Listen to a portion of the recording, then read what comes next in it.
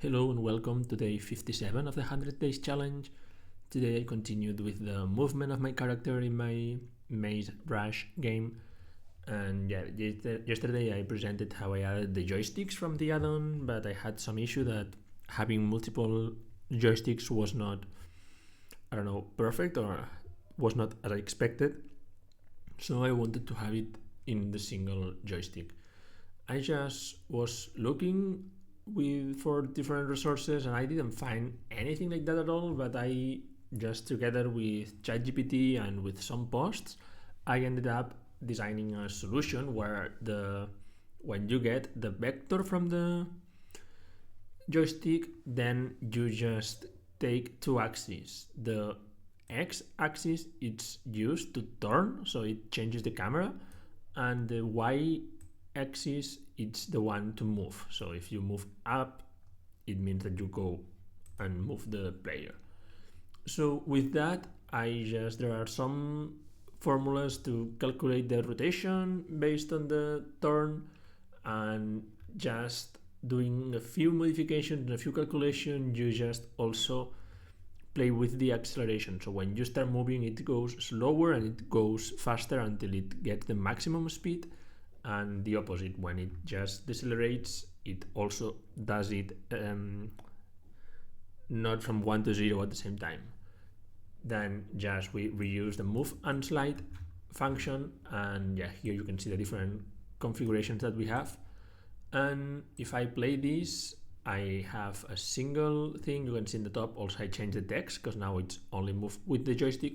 So if I click, I'm just changing. So here you can see that I can use it to navigate through the map.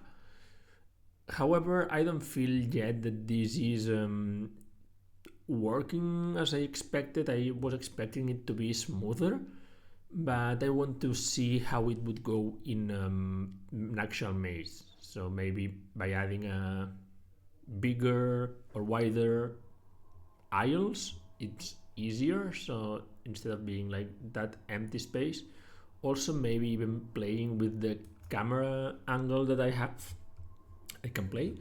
Or otherwise, I've also thought that if this does not work at all when we have all the pieces together, I could also do that the player just moves by default and you just have to swipe right or left to turn the player, so kind of in the endless games, but within the maze.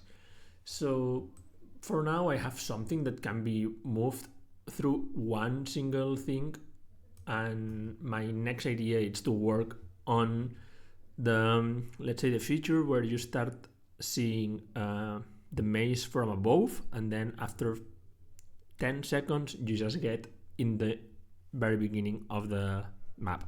To do so, maybe I'll need to first work on a fake maze. So now, as you can see from previous videos, I just have this scene. So maybe the next thing would be to set an actual maze, a simple one.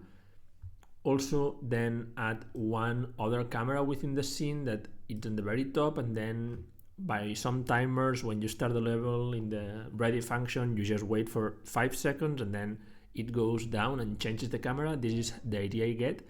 Maybe when I start trying all that, it does not work as expected, but this is my original idea. So yeah, tomorrow I'll try to set the different things, the different walls and everything to have a working maze, and then try to set this camera thing within the level. And that's all for today. Let's see what tomorrow brings. I think that I don't have too much time tomorrow because I have a few things and errands to run, but yeah, I'll try my best to do something in the process. Thank you for watching and see you tomorrow.